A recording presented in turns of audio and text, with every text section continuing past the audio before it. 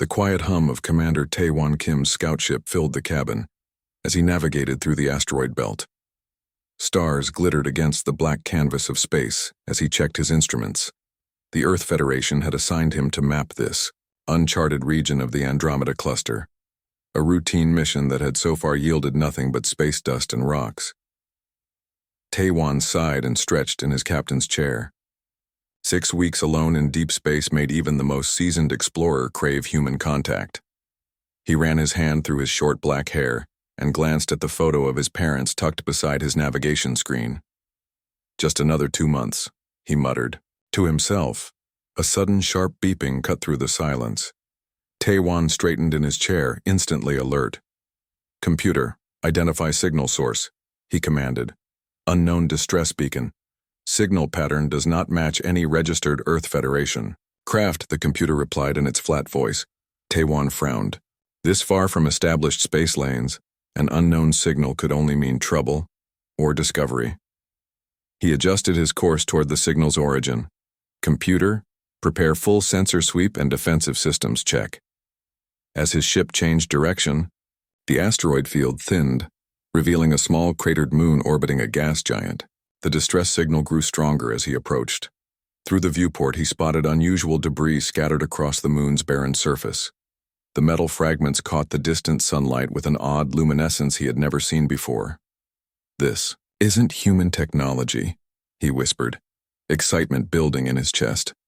Tae-Won guided his ship into a careful landing near the largest chunk of wreckage. The scanner confirmed breathable atmosphere but warned of extreme cold. He donned his exosuit, checked his oxygen levels, and grabbed his standard equipment belt with its translator, medical scanner, and defensive weapon. The airlock hissed as he stepped onto the moon's surface. Low gravity made his movements buoyant as he approached the crash site. The wreckage wasn't like anything humans had built. The metal seemed almost alive, pulsing faintly with dim blue light despite the apparent damage. "Computer, record everything, and analyze material composition," Tae-Won said into his communicator. He moved cautiously through the debris field, noting the elegant flowing design of what must have been a spacecraft. No sharp edges or visible bolts, the ship seemed grown rather than built. His scanner detected no life signs initially, but as he rounded a large section of hull, the device suddenly beeped urgently. "Life form detected. Unknown species. Critical condition," the scanner reported. Tae-Won hurried forward, climbing over twisted metal until he found the source of the reading. Behind a fractured hull section lay a humanoid figure, trapped beneath a fallen beam. Even in the dim light he could see this was no human. The being appeared female with slender limbs and delicate features. Her skin seemed to shift colors subtly, from pale blue to lavender and back again. Instead of hair, fine tendrils that resembled silk flowed from her head, changing color with her skin. Her eyes were closed, her chest barely moving. Protocol dictated non-interference with unknown species until proper assessment could be made. First contact procedures required quarantine, careful documentation, and immediate notification of Federation authorities. But she was dying. Tae-Won knelt beside her and activated his scanner again. The device struggled to interpret her biology, but confirmed severe injuries and dropping life signs. "I'm going to help you," he said, knowing she couldn't understand him. He assessed the beam pinning her lower body. It was heavy, but the moon's low gravity would help.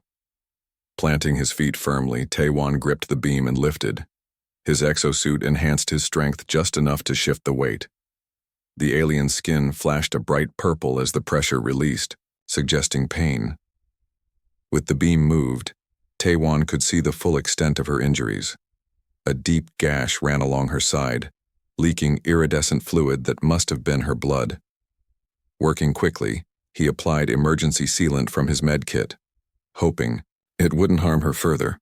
The alien's eyes suddenly opened. They were large and iridescent with no visible pupils, just swirling pools of violet and silver. She spoke, her voice musical but weak, in a language his translator couldn't begin to process. "I don't understand," Tae-Won said gently, "but I'm trying to help you." She reached up with a 6-fingered hand and touched his faceplate. Her skin changed to a soft golden hue, and somehow Tae-Won felt she understood his intentions. The scanner beeped again, Subject condition deteriorating. Immediate medical attention required. Tae-wan made his decision. I'm taking you to my ship. He carefully lifted her. She was lighter than expected, even accounting for the low gravity. Her body felt cool against his suit, and her skin continued to shift colors, now a pale, worried white. The trek back to DEA. His ship seemed endless as he struggled to move carefully with his fragile burden. By the time he reached the airlock, the alien had lost consciousness again, her breathing shallow. Once inside, Tae-wan placed her on the medical bay's examination table. The ship's more advanced systems immediately began scanning her, attempting to analyze her alien physiology. Unknown species, the computer reported. Humanoid. Biological structure contains elements not in database. Life signs critical, but stabilizing. The medical system couldn't provide specific treatment without understanding her biology, but it could support her vital functions. Tae-wan watched as the autodoc cleaned her wounds and applied a universal cellular regeneration field. Computer, begin recording first contact log, he said, removing his helmet. Commander Tae-wan Kim, Earth Federation Scout Ship Horizon. I have encountered and rescued a survivor from an unknown spacecraft. The survivor appears to be female, approximately humanoid, with unusual physiological characteristics including color-changing skin. He looked down at his unexpected guest. Federation. Protocols were clear. He should set course for the nearest outpost immediately. The alien would be quarantined, studied, and eventually, diplomatic channels would be established with her species, if they could be found. But something about her seemed so vulnerable. What if Federation scientists treated her like a specimen, rather than a person? What if her people were enemies of humanity? What if they were refugees like her damaged ship suggested? The alien's eyes opened again. This time they focused directly on Tae-wan's face. Without his helmet between them, their gazes met properly for the first time. Her eyes widened slightly and her skin shifted to a deep blue with spots of gold.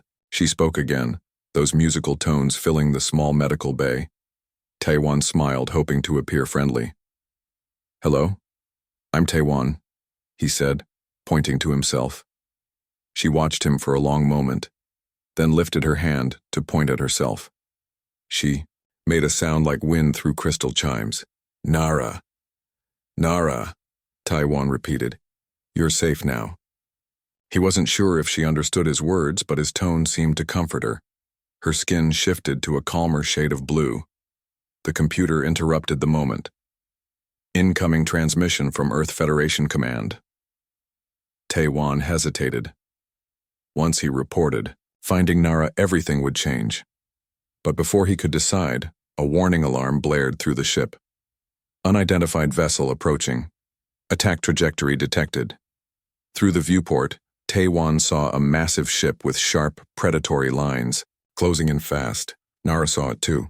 Her skin turned ashen gray and she made a sound that needed no translation. Pure fear. Whatever was coming, Tae-wan knew one thing for certain. His simple mapping mission had just become something much more complicated. And the frightened alien, woman looking to him for protection, was now his responsibility. The alarm continued to blare as Tae-wan rushed to the control panel. The approaching ship was 3 times the size of his small scout vessel, its sharp angles and weapon ports leaving no doubt about its intentions. Evasive maneuvers, Tae-wan commanded, strapping himself into the pilot's seat. Behind him, Nara struggled to sit up on the medical table. Her skin flashed rapidly between colors, gray, red, and deep purple. She spoke urgently in her musical language, pointing at the view screen. Tae-wan didn't need a translator to understand her fear.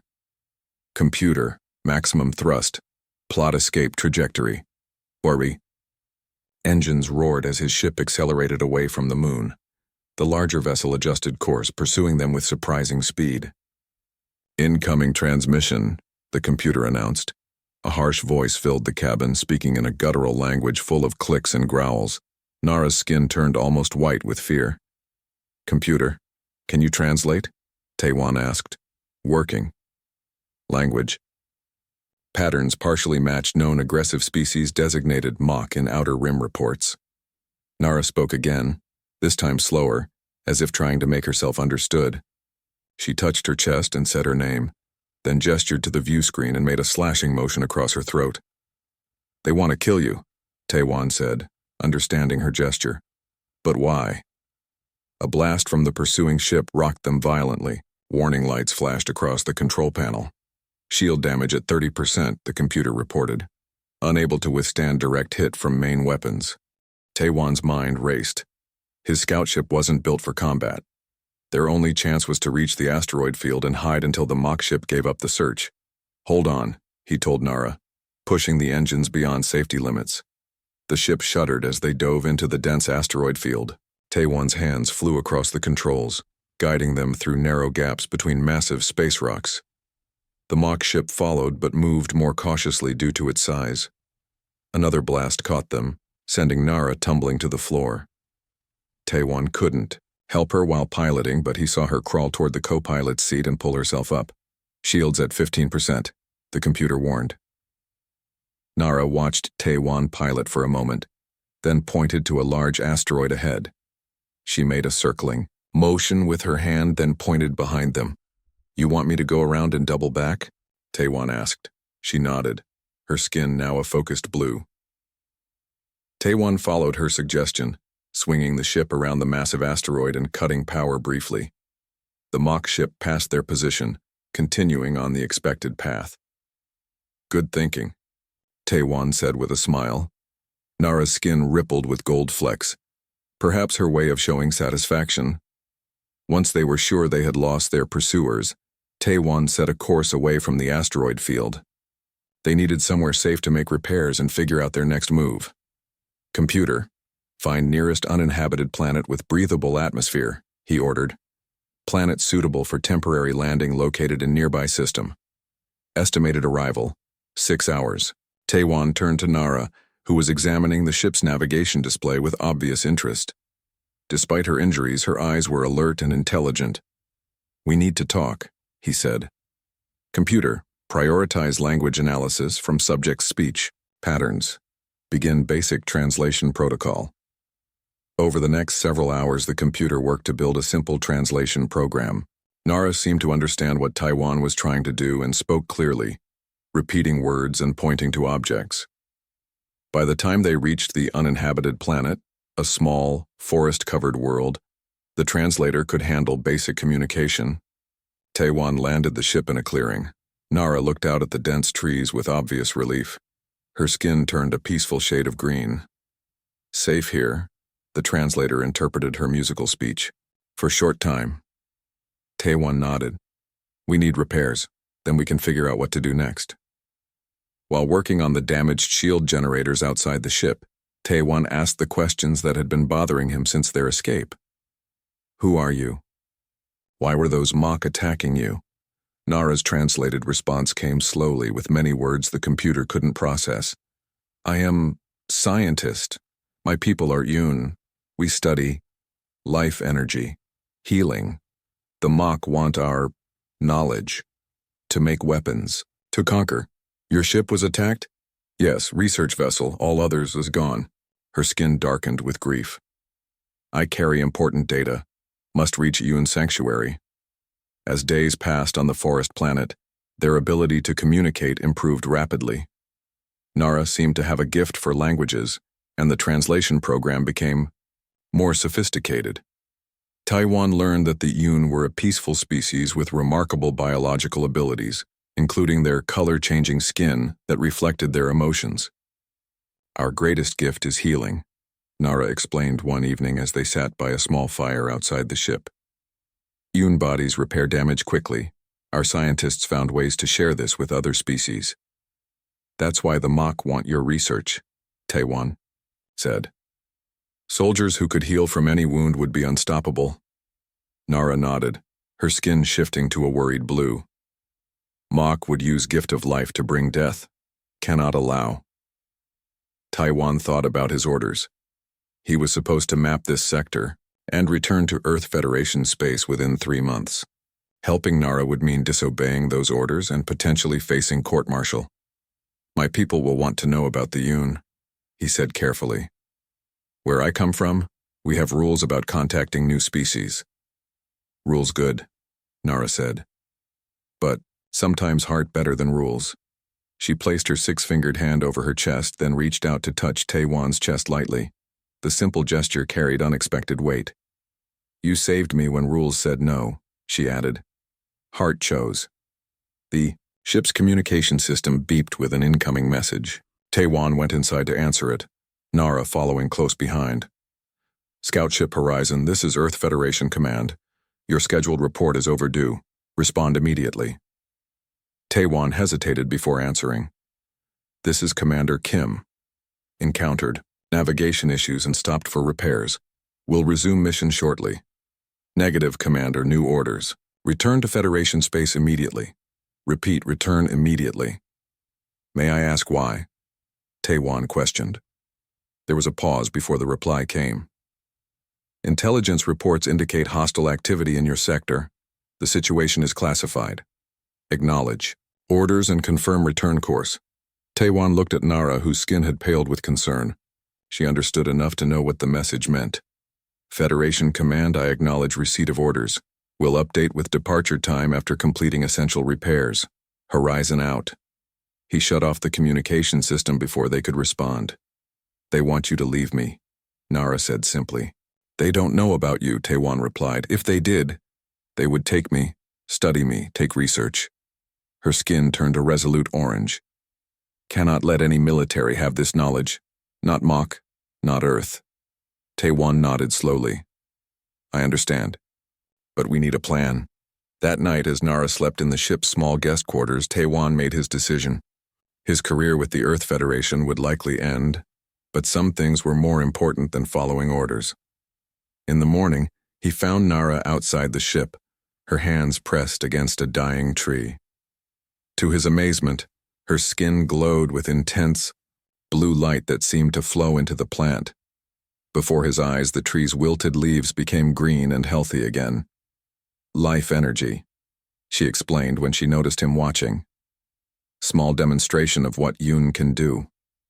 That's remarkable, Taewan said. No wonder the Mach want your research. And your people would not? She asked, her large eyes studying his face. Taewan couldn't lie. They would. Any military would want that power. Nara nodded. Then we must reach Aoun Sanctuary. My people will decide if humans can be trusted with knowledge.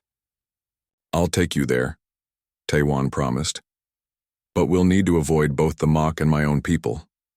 For the first time since he found her, Nara's skin glowed with a warm, golden light that seemed to radiate hope. She stepped forward and took his hand in hers. Thank you, she said, the translator unable to capture the emotion in her musical voice. Together we find way. The stars blurred outside the viewports as Taewan pushed his scout ship to its limit. For 6 days they had been jumping through lesser-known hyperspace routes, avoiding both Earth Federation patrols and Mach warships. Nara sat in the co-pilot seat, her fingers dancing across the navigation panel with growing confidence. Next, jump ready, she said, her command of basic human language improving daily. Small path between stars, Mach ships too big to follow. Taewan nodded, admiring her quick learning. Good thinking. How long until we reach you in space? Nara's skin shifted to a thoughtful blue. 3 more jumps, then dangerous belt where many ships disappear. The void sector? Federation charts mark it as impassable. Yes. But Yoon no secret paths. I guide you. Their plan was risky. By now, Taewan was certainly classified as AWOL by the Earth Federation. His ship's identification would trigger alerts at any checkpoint. Meanwhile, Mach scout vessels seemed to be searching every sector they passed through. The ship's computer chimed. Hyperspace exit in 30 seconds. Taewan gripped the controls. Ready shields. We'll scan quickly and jump again. The stars reappeared as they dropped out of hyperspace near a small red dwarf system. Taewan immediately activated the sensor sweep, looking for any signs of other vessels. All clear, he began, but the alarm suddenly blared. Multiple ships detected, the computer announced. Mach energy signatures. Approach vector calculated. Nara's skin paled to ash gray. They found us. 3 mock warships appeared on the display, moving to surround them. Their sleek, predatory shapes reminded Taiwan of Earth sharks, hunters evolved for one purpose. How did they know we'd exit here? Taiwan muttered, already plotting an escape route. Tracker, Nara said suddenly. Her 6 fingers flew across the ship's diagnostic panel. Must have put on ship when we fought first time. Before Taiwan could respond, a blast from the nearest mock ship struck them. The ship shuddered violently. Shields at 60%, the computer reported calmly. No time for new jump calculations, Taiwan said. We'll have to outrun them to the asteroid field there. He pushed the engines beyond safety limits, heading for a dense cluster of asteroids orbiting the red dwarf. Another blast caught them, sending warning lights flashing across the control panel. Shields failing, the computer reported. Can you fight? Nara asked, her voice tight with tension. Taiwan shook his head. Scout ships don't have weapons. We're built for speed, not combat. They reached the asteroid field moments before the mock ships could fire again. Taiwan's hands flew across the controls, guiding them through narrow gaps between massive space rocks. His ship was small and agile, their only advantage against the larger mock vessels. Their ship's too big for small paths, Nara observed, watching the tactical display as the mock ship slowed at the edge of the field. They won't give up, Taiwan replied grimly. They'll surround the field and wait. As if confirming his words, the display showed the 3 mock vessels taking positions around the asteroid field, cutting off all escape routes. We need to find that tracker and destroy it, Taiwan said. Otherwise, they'll follow us forever. Nara nodded. I go outside, look for tracker. Too dangerous, they might spot you. Must try. Her skin rippled with determination, turning a deep, resolute orange. Hide ship behind large rock, I go quick. Taiwan reluctantly agreed. He maneuvered behind a massive asteroid that would shield them from the mock ship's sensors, then helped Nara prepare for the spacewalk. Her Yun physiology could handle brief exposure to space, but she still needed a basic suit for protection. Be careful, he said as she prepared to exit through the airlock.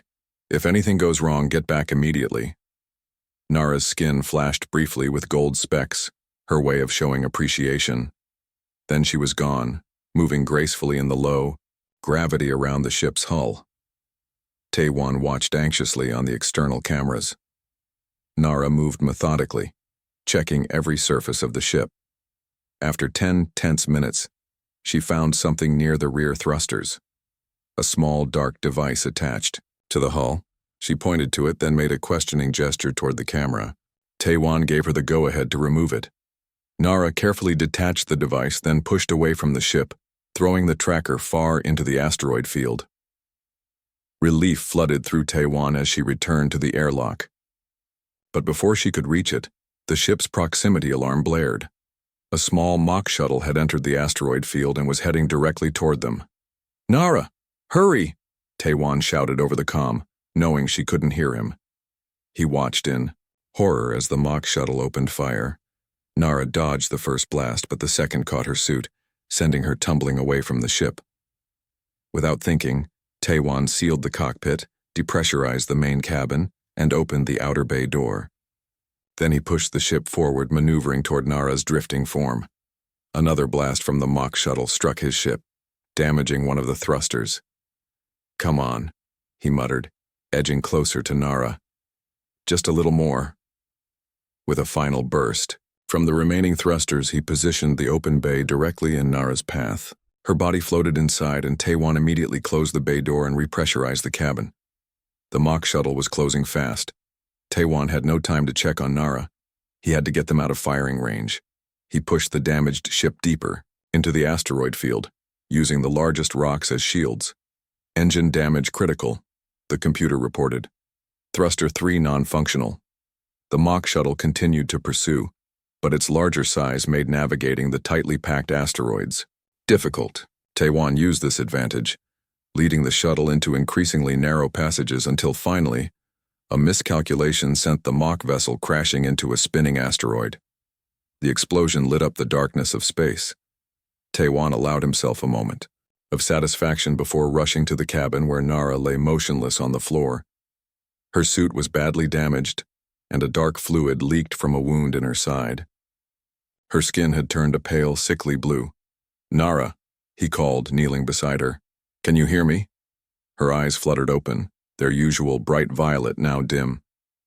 "Taiwan," she whispered. "Mok gone?" "One shuttle destroyed. But there are still 3 ships waiting for us." He carried her to the medical bay and began treating her wound as best he could. The medical scanner struggled to analyze her alien physiology, but it confirmed what he feared. Her injury was severe. "I don't know how to help you," Taiwan admitted, frustration and fear making his voice shake. Nara's hand weakly reached for his. "I teach you. Yun healing." Over the next hour, as they hid in the asteroid field, Nara guided Taiwan through the basics of Yun medicine. Her people's healing abilities were remarkable, but they required energy. Energy she was quickly losing. "Need life force," she explained weakly. Yun share with each other when hurt. "Tell me what to do," Taiwan said without hesitation. Nara guided his hands to place one on her wound and the other on her forehead.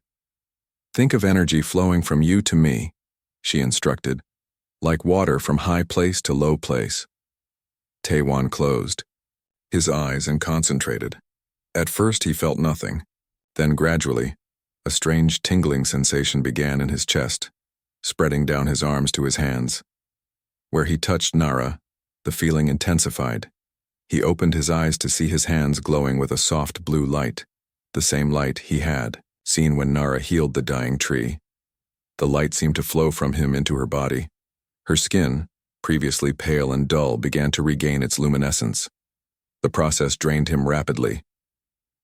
After only a few minutes, Taiwan felt lightheaded and had to stop. But when he checked Nara's wound, he saw it had partially closed. "It worked," he said in amazement. Nara's skin shifted to a warm golden hue.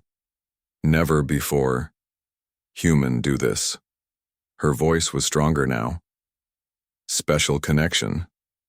Before Taiwan could ask what she meant, the ship's computer interrupted. "Warning. Maki. Vessels changing position. Scan patterns suggest they are preparing to enter asteroid field." Their brief moment of connection broken, Taiwan returned to the pilot's seat. His mind raced, searching for a way out. Their ship was damaged, Nara was injured, and they were surrounded by enemies willing to destroy them for the knowledge she carried. "Need to reach next system," Nara said, joining him despite her injury. "Can you fly with damaged thruster?" Taiwan nodded grimly. "It won't be pretty, but we can manage one more jump. The question is where. They'll be waiting at every logical exit point." Nara's eyes gleamed with sudden inspiration. "Not logical exit. Dangerous path through Red Star Corona. Mach thinks suicide move." "Through a star's corona? That is suicide." "No. Yun ships do sometimes. With right shield modulation." Taiwan looked at her, then at the approaching Mach ships on the display. They had no better options. "Tell me exactly what to do," he said. As the Mach vessels entered the asteroid field hunting for them, Taiwan and Nara worked together to modify the shields. When everything was ready, they emerged from hiding and accelerated toward the red dwarf star at the center of the system. The Mach ships immediately gave chase but hesitated as they realized the small ship's apparent suicide course. "Shield modifications complete," Taiwan announced. "Hyperspace calculations set." "Ready," Nara replied, her hand finding his for a brief moment. Together, they guided the damaged ship into the star's fiery corona. The cabin temperature rose rapidly as the shields strained against the incredible heat. Just when it seemed they wouldn't survive, Taiwan activated the jump drive. The ship shuddered violently, then lurched into hyperspace, leaving the Mach vessels and the star far behind. The hyperspace journey lasted longer than usual. Their damaged ship limped through the swirling blue tunnel of compressed space-time, systems flickering as power reserves dwindled. Taiwan worked tirelessly in the engine room, bypassing damaged circuits and rerouting power to keep them moving. Nara had recovered enough to help, her knowledge of energy systems proving invaluable. Her slender, six-fingered hands moved with surprising skill among the human technology. "Connection there," she said, pointing to a junction box. "Reroute power from life support. Need only minimum to survive." Taewon followed her instructions, though the idea made him nervous. "If this fails, we'll have about 6 hours of air left." "Not fail," Nara assured him, her skin glowing with confident amber tones. Yoon good with energy flow. The patch worked, stabilizing their course. When they finally emerged from hyperspace, a beautiful blue-green gas giant hung before them, surrounded by dozens of moons. "Makara system," Nara said, her voice filled with relief. "Yoon sanctuary close. 3rd moon." Taewon checked their sensors. "No signs of mock ships, but our engines are failing. Nzar, we might not make it to the moon." "Will make it," Nara insisted. "Must." She placed her hands on the control panel. To Taewon's amazement, her skin began to glow with intense blue light that seemed to flow into the ship's systems. The power levels rose slightly. "What are you doing?" he asked. "Giving life energy to ship," she explained, her voice strained. "Temporary. Get us to moon." The small boost of energy was enough. Taewon guided their damaged vessel toward the 3rd moon, a beautiful world with swirling blue-green clouds and vast oceans visible even from space. As they entered the atmosphere, the ship shuddered violently. Warning lights flashed across the console. "Hull integrity compromised," the computer announced. "Landing systems offline." "We're going to crash," Taewon said grimly, fighting the controls. "Brace yourself." The ship plunged through thick clouds, spinning wildly. Taewon managed to level their descent slightly, aiming for what looked like an ocean rather than land. They hit the water hard, skipping like a stone before coming to rest half-submerged in shallow waters near a shoreline. When Taewon regained consciousness, water was seeping into the cabin. Nara was already moving, pulling him from his seat. "Must leave ship," she urged. "Sinking." They gathered what supplies they could and escaped through the emergency hatch.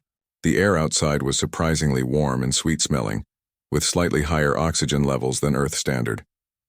They waded through chest-deep water to reach a beach with pink-tinged sand. Once on shore, Taewon looked back at his sinking ship with a pang of loss. That vessel had been his home for 3 years. "I'm sorry about your ship," Nara said, sensing his feelings. Her skin had shifted to a sympathetic blue. "It got us here," Taewon replied, turning to survey their surroundings. "Is this really the Yoon Sanctuary?" The landscape was unlike anything he had seen before. The beach curved around a bay of crystal-clear water. Inland, strange trees with spiral trunks grew in clusters, their leaves changing colors as they watched. In the distance, structures that seemed to be grown rather than built rose from the landscape, their surfaces glowing with soft bioluminescence. "Yes," Nara confirmed. "Un hidden world. Few outsiders ever see." "It's beautiful," Taewon said honestly. "Come, must find others." Nara led the way along the beach, moving with new energy now that she was on familiar ground. They had walked for less than an hour when Taewon noticed movement ahead. 3 figures emerged from the tree line, each with the same general appearance as Nara: slender bodies, color-changing skin, and flowing tendrils instead of hair. They carried no visible weapons but moved with cautious purpose. Nara called out in her musical language. The approaching Un stopped suddenly, their skin flashing with surprise. Then all 3 rushed forward, surrounding Nara in what appeared to be a joyful greeting. Their skins rippled with matching patterns of gold and green.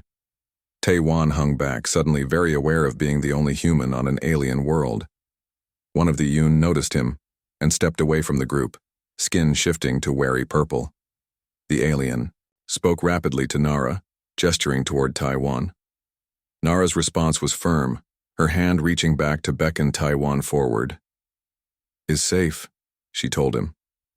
"These are scouts. They thought all on research ship dead." Taewon approached cautiously, 3 Yoon studied him with large, iridescent eyes, their skin displaying patterns he couldn't interpret. "This is Taiwan," Nara explained to them in their language, which the translator rendered into basic English for him. "He saved me when our ship destroyed, fought Mach to bring me home." The Yoon conferred briefly, then one stepped forward and placed a 6-fingered hand over its chest in what seemed like a formal greeting. Taiwan mimicked the gesture. "They will take us to city," Nara told him. "Council must hear what happened." The scouts led them inland, following paths invisible to Taiwan's eyes. As they traveled, more details of this amazing world became clear. Small flying creatures with transparent wings drifted through the air. Plants responded to their passing, turning to follow their movement. Everything seemed interconnected in ways Taiwan couldn't fully comprehend. After several hours of walking, they crested a hill, and Taiwan gasped at what lay before them. The Yoon city wasn't built on the landscape. It was part of it. Massive structures that resembled coral formations rose from the ground, their surfaces alive with light and color. Bridges of what appeared to be living material connected different levels. Yoon moved throughout the city, their skin colors creating a beautiful, ever-changing display. "Home," Nara said simply, her skin glowing with happiness. As they entered the city, Yoon stopped to stare at Taiwan. Some displayed colors of fear or suspicion, others curiosity. Children, smaller versions of the adults with more vibrant skin, patterns, peeked from behind their parents. "No human ever walked in Seoul City before," Nara explained. "You first." They were taken to a central structure that rose higher than the others. Inside, the walls themselves seemed alive, pulsing with gentle light. Yoon officials met them, their skin displaying formal patterns of blues and purples. Nara was immediately surrounded, many hands touching her as if confirming she was real. An older Yoon with pale skin approached Taiwan. Unlike the others, this one wore a simple garment draped across its slender body. "I am Elder Sora," the Yoon said in halting English. "You bring our lost one home. Why?" The directness of the question caught Taiwan off guard. "She needed help," he answered simply. It was the right thing to do. Elder Sora's skin shifted through several colors before settling on a thoughtful blue. "Human concepts. Interesting. Come. Council awaits." They were led into a circular chamber where 7 Yoon sat in a semicircle. Their skin displayed matching patterns that seemed to indicate their official status.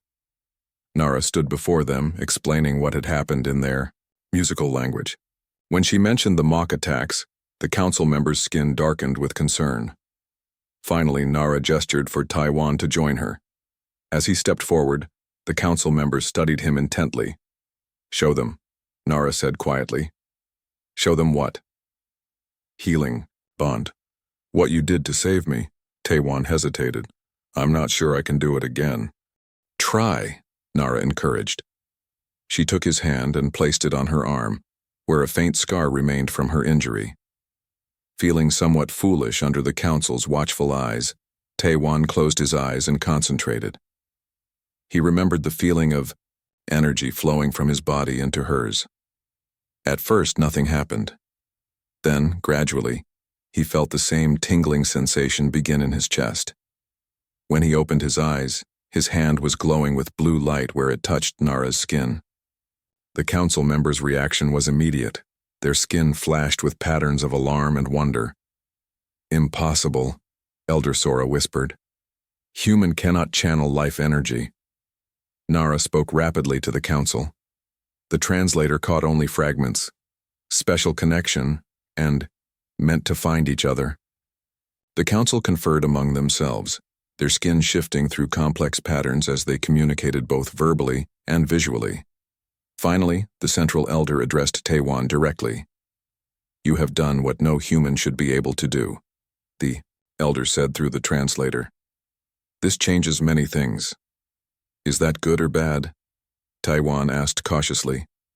"Unknown," the elder replied. "You will stay as our guest while council discusses implications. Nara will guide you." As they left the council chamber, Taewon felt uneasy. They don't seem happy about our connection. Nara's skin shifted to a reassuring gold. Not unhappy, surprised. Yoon believe in patterns of life. You and I form new pattern not seen before. She guided him toward a smaller structure near the central building. Rest now. Tomorrow show you Seolol. That night, in a room with walls that glowed soft blue, Taewon stood at a window overlooking the beautiful alien city. He had come farther than any human explorer before him. He had defied his own people, fought an enemy he barely understood, and formed a connection with Nara that even her people found remarkable. Whatever happened next, he knew his life would never be the same. Outside, 3 moons rose over the horizon, bathing the living city in silver light. In the distance, Taewon could see Yoon gathering in open spaces, their skin glowing as they performed what appeared to be evening rituals. Despite being the only human on this world, he felt a strange sense of belonging. Nara had called it a special connection. The council had seemed unsettled by it. Taewon didn't understand it fully, but as he watched the alien moons rise over this sanctuary world, he knew one thing with certainty. He would protect Nara and her people, whatever the cost. Morning on Seolal brought new wonders. Taewon woke to find the walls of his room had changed color overnight, now glowing with warm amber light that matched the rising sun. A gentle chiming sound came from something like a door, a living membrane that rippled when touched. Enter, he called. Nara stepped through, her skin shimmering with bright golden patterns he hadn't seen before. She wore a simple garment that flowed around her slender form like liquid silver. "Good morning," she said in English. "Council ready to see us." Taewon dressed quickly in the clean clothes the Yoon had provided, a loose-fitting tunic and pants, made from a fabric that felt like silk, but adjusted to his body temperature. "What will they decide?" he asked as they walked through the living city. "Many things to consider," Nara replied. "Your healing bond with me. Mock threat. Earth Federation involvement." Her skin darkened slightly. "Some elders fear bringing humans to our world brings danger." Taewon couldn't argue with that logic. His own people would see the Yoon as a scientific goldmine, or worse, a military asset. The council chamber looked different in daylight. The walls pulsed with brighter colors, and the 7 elders' skin displayed more vivid patterns. Elder Sora greeted them first. "We have decided," the elder said without preamble. "Human Taewon saved one of our own at great personal risk. He has shown ability to channel life energy, something thought impossible for non-Un. These things suggest important connection." The central elder spoke next. "Nara has shared her research data. Combined with information about human-Yoon healing bond, we believe new path is possible." Taewon listened carefully as they explained their decision. The council proposed a bold plan. Nara would return with Taewon to human space as an official Yoon ambassador. Together they would establish first formal contact between their species, but only with specific human scientists the Yoon deemed trustworthy. "This is unprecedented," Elder Sora explained. "Yoon have hidden from other species for generations, but Mach grow more aggressive. We cannot face them alone." "Your Earth Federation has technology we lack," another elder added. "We have biological knowledge you need. Together, perhaps we create balance against Mach threat." The plan seemed logical, but Taewon saw one major problem. "I'm considered a deserter now. If I return to Earth space, I'll be arrested immediately." The elder's skin rippled with what might have been amusement. "We have solution for this, Elder," Sora said. "But first, ceremony required." That afternoon, Taewon found himself standing beside Nara at the edge of a large pool at the city center. Hundreds of Yoon had gathered, their skin displaying matching patterns of blue and gold that created a stunning visual display. "What kind of ceremony is this?" Taewon whispered. "Soul binding," Nara explained. Her skin flushed with the now familiar pink he had come to recognize as her display of deep emotion. "Among my people, when 2 beings share life energy as we did, formal bond is created? Like marriage?" Taewon asked, suddenly nervous. Similar, but deeper. Allows permanent healing connection. Will help convince your people of peaceful intentions. She touched his hand gently. Also strengthens what already exists between us. Before Taewon could respond, Elder Sora approached, carrying a small crystal vessel filled with luminescent liquid. The elder spoke in the musical Yoon language, then motioned for them to step into the pool. The water felt warm and slightly thick, almost like oil, but without the greasy feeling. It glowed where their bodies disturbed its surface. Elder Sora poured the luminescent liquid over their joined hands while chanting softly. Taewon felt the now familiar tingling sensation start in his chest, but stronger than before. It spread through his entire body, connecting with something in the water around them. Looking down, he saw energy patterns flowing between his body and Nara's, creating beautiful, complex designs in the water.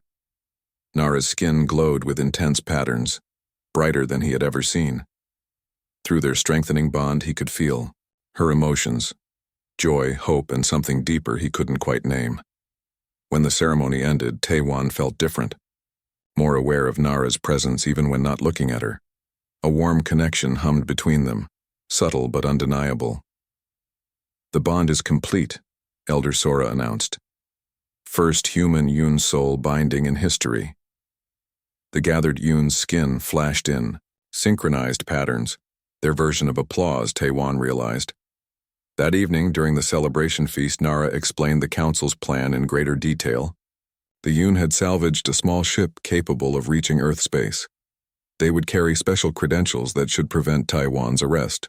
Proof of first contact with a peaceful advanced species would outweigh charges of desertion. My people have watched humans for many years, Nara explained. We know your political structures. Earth Federation will not punish person who brings valuable alliance. Taewon wasn't so sure, but he trusted Nara's confidence. 3 days later, they prepared to depart. The Yoon had loaded the small ship with samples of their technology and detailed records of Nara's research, enough to prove the value of cooperation without revealing too many secrets.